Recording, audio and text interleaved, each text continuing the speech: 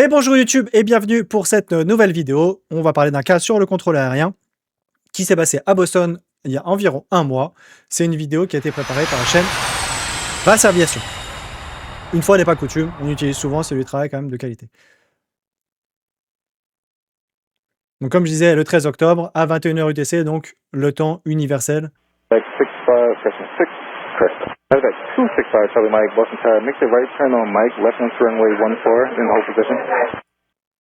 Donc là, on a le contrôleur qui parle à cet avion-là, Medevac. Medevac, c'est quoi? C'est des avions médicaux qui soit amènent des patients, soit ont déjà amené des patients et repartent, ou alors sinon, c'est pas des patients, mais c'est des organes. Donc voilà, les avions Medevac, normalement, on leur accorde une certaine priorité. Pourquoi? Parce qu'il faut les faire partir le plus vite possible. Par contre, des fois, quand ils sont vides, qu'ils ont posé leurs patients et qu'ils doivent juste retourner à leur base, dans ce cas-là, eux-mêmes, des fois, ne demandent pas la priorité. Donc en tout cas, le contrôleur lui a dit d'aller à droite sur Mike, ensuite à gauche sur la piste 14 et d'attendre.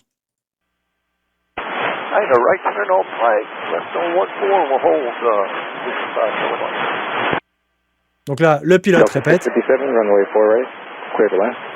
C'est habituel. Donc le readback était correct. Donc là, on voit justement le petit Charlie Mike qui va sur la taxiway Mike et qui va aller à gauche et qui va normalement s'arrêter.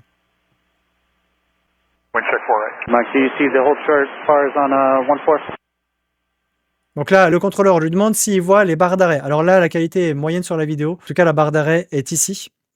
Donc là, le contrôleur demande à cet avion s'il voit la barre d'arrêt qui est devant lui. La barre d'arrêt, c'est juste une peinture au sol. En fait, il y a une faute d'erreur. Je me suis fait un peu influencer par le contrôleur de Boston. Là, ce que je décris, c'est pas une stop bar, donc une barre d'arrêt, mais c'est un holding point, en français, point d'attente. Là, le contrôleur, il aurait dû parler de point d'attente, donc holding point, et non pas de stop bar, puisque justement, la stop bar, je vais décrire ce que c'est juste après. Des fois, on peut avoir ça s'appelle des stop bars, mais dans ce cas-là, on va dire les stop bars. Et dans ce cas-là, c'est vraiment des lumières rouges, des LED qui sont au sol et qui sont allumées en rouge. Elles sont pas allumées partout, elles sont pas mises partout, ça dépend des aéroports, ça dépend des pays, tout ça. Mais en tout cas, voilà, ça s'appelle dans ce cas-là une stop bar, s'il y a vraiment les lumières rouges. Si c'est juste de la peinture, on va appeler ça les barres d'arrêt. Et de chaque côté des barres d'arrêt, on va avoir souvent ce qui s'appelle des wig-wag, des feux oranges, et qui clignotent du coup. Contrôleur qui a pas de réponse, il repose la question.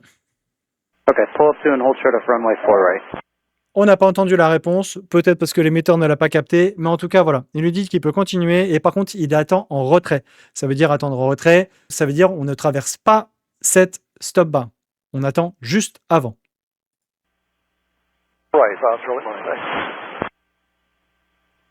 Donc là, on n'entend pas son readback. On suppose qu'il a fait correct, sinon le contrôleur lui aurait sûrement reprécisé, mais on entend juste la partie 4 droite, donc on imagine qu'avant il a dit on attend en retrait, mais voilà.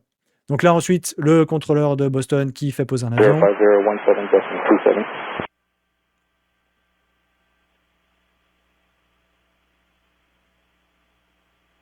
Et là, justement, le Charlie Mike qui ne respecte pas les instructions et qui, du coup, traverse la barre d'arrêt catégorie 1. Donc là, on la voit beaucoup mieux. À chaque instruction, le pilote doit répéter. Oui, c'est obligatoire.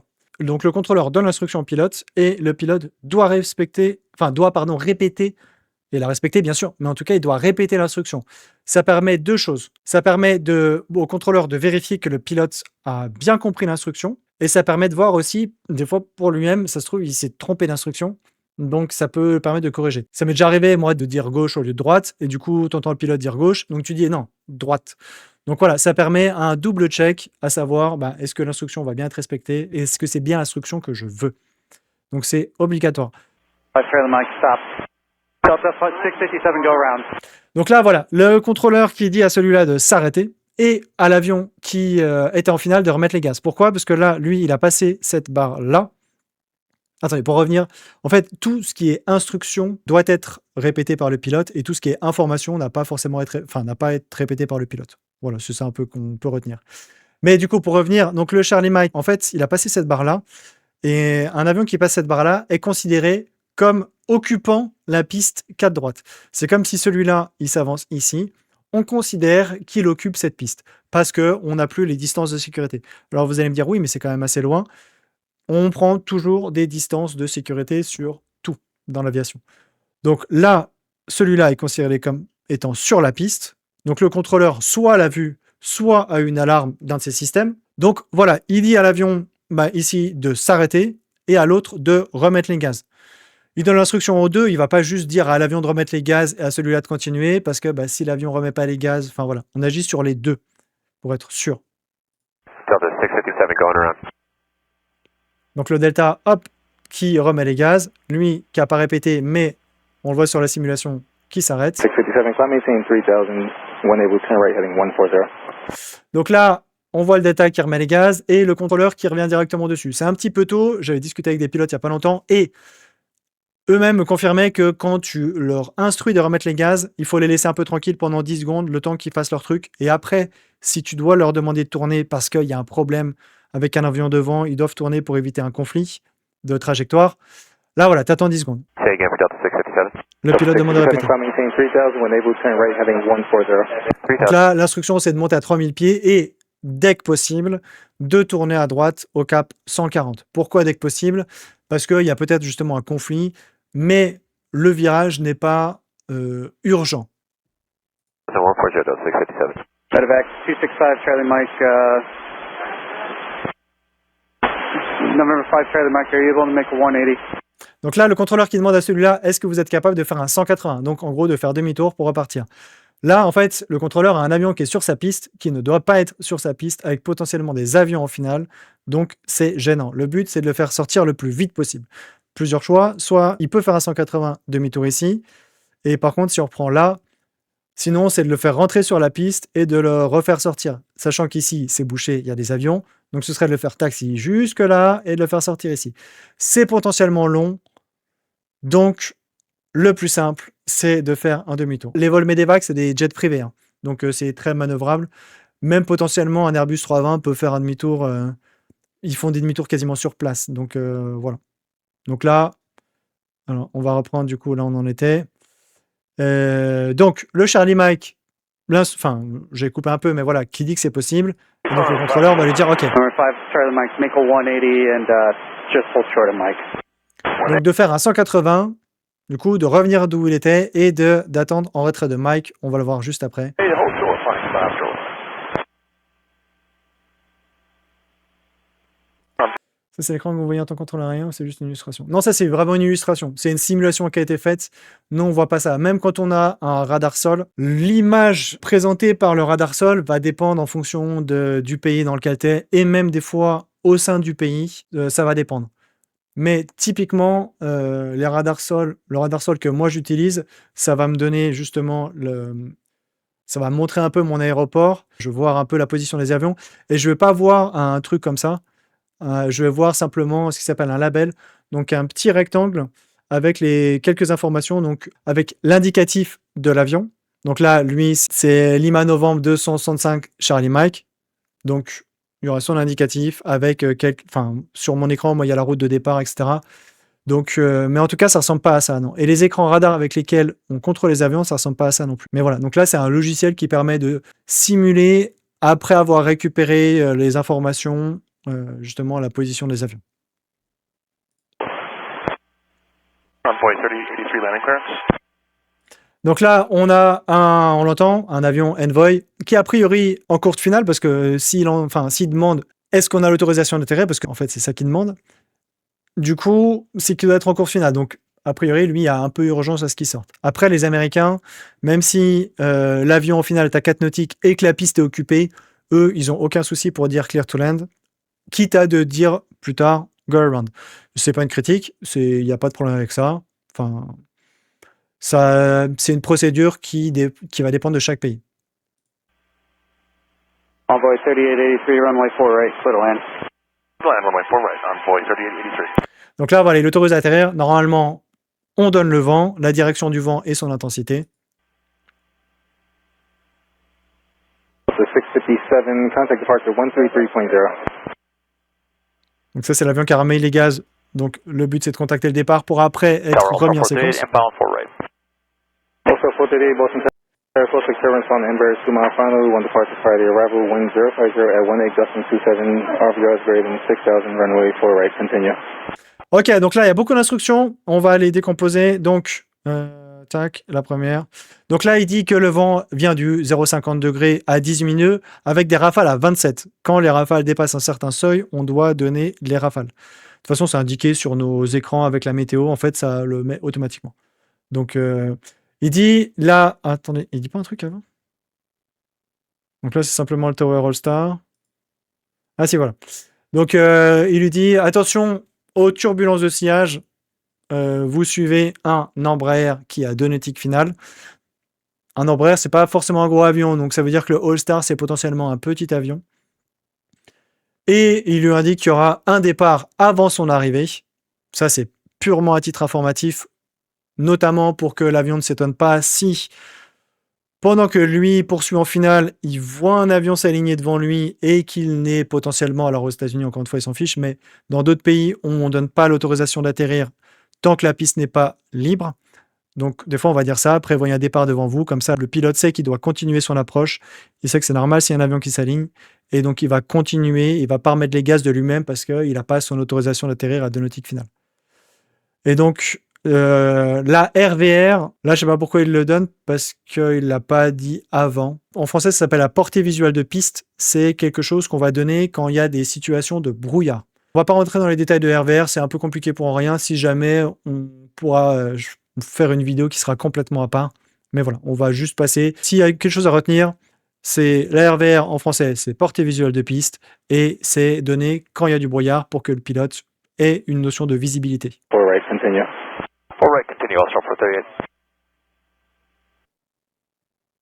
Backpack Charlie Mike, possible pilot deviation. I have a number when you're ready to call. L'habituel à l'américaine, possible pilot deviation, alors que là, c'est sûr, il n'a pas respecté. Mais voilà. Donc, lui, on va lui donner le petit numéro de la tour pour qu'il appelle, qu'il s'explique. After 09, go ahead. Donc là, bon, peu importe, il lui donne le numéro.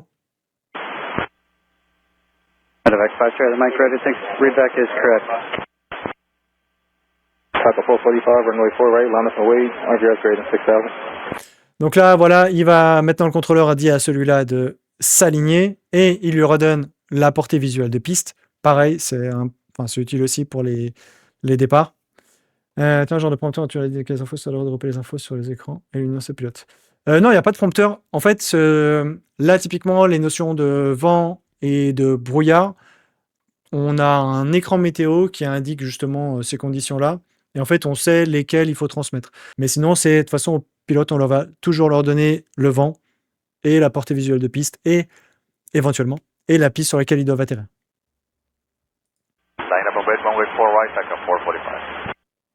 Donc là, l'envoy qui atterrit, lui qui répète, donc le line up and wait.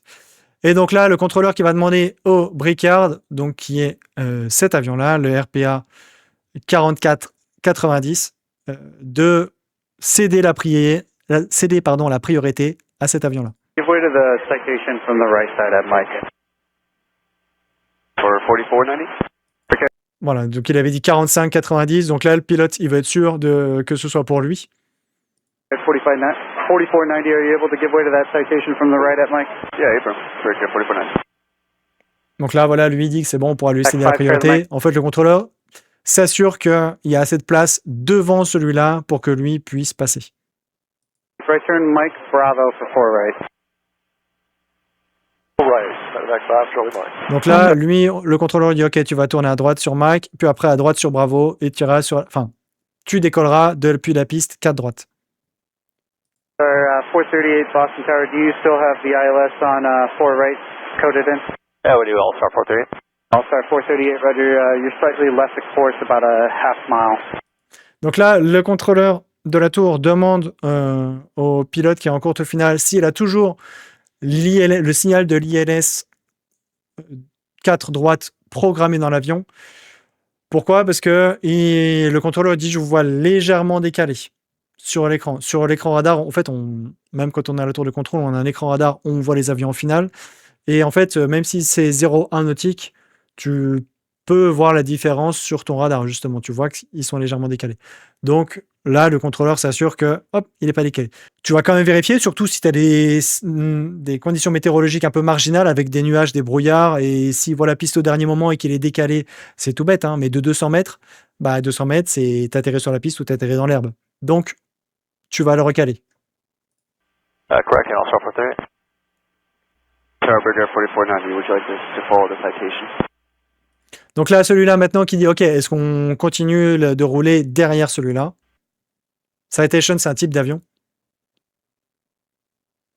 Cricket 4490, affirmative, follow the citation. Roger. Donc là, hop, il y a une petite pause parce qu'il y a eu ce qui s'appelle un handover. Donc le contrôleur qu'on entendait avant, c'est peut-être sa pause ou il va peut-être faire autre chose. Donc, hop, il se passe les consignes. Le contrôleur d'avant lui a expliqué tout ce qui se passait. Il lui a dit, OK, maintenant, il se passe ça. Lui, s'est aligné, il décolle.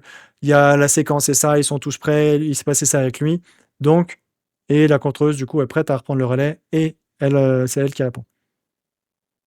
Et du coup, le bricard qui dit, OK, merci d'avoir clarifié. Thanks for clarifying, Cricket 4490. Et je crois que c'est à peu près tout pour la vidéo. Alors, je ne sais pas pourquoi le contrôleur voulait le faire passer par là, potentiellement pour qu'il soit numéro 1, qu'il passe devant tout le monde, de pouvoir l'aligner. Et après, il lui a fait faire un demi-tour et puis il l'a remis en séquence en se disant genre, OK, lui, je peux pas trop lui faire confiance. Je vais le faire passer par des endroits standards où il n'y aura pas de soucis, où le pilote aura un peu plus l'habitude de stop-bar sur une taxiway plutôt que de stop-bar sur une piste. Donc, c'est peut-être pour ça qu'il a mis là, alors qu'à la base, voilà, il voulait peut-être le faire contourner tout ce qu'il y avait devant. Quand on reprend là la vidéo, il était... voilà, il y avait ces deux-là devant lui. Donc, c'était potentiellement pour le prendre devant les deux. Donc, voilà. J'espère que ça vous a plu, ce nouveau cas. Si jamais, n'hésitez pas à laisser un commentaire, à mettre un petit pouce bleu. Merci d'avoir regardé en tout cas. Et puis, on se dit à la prochaine. Ciao, ciao YouTube!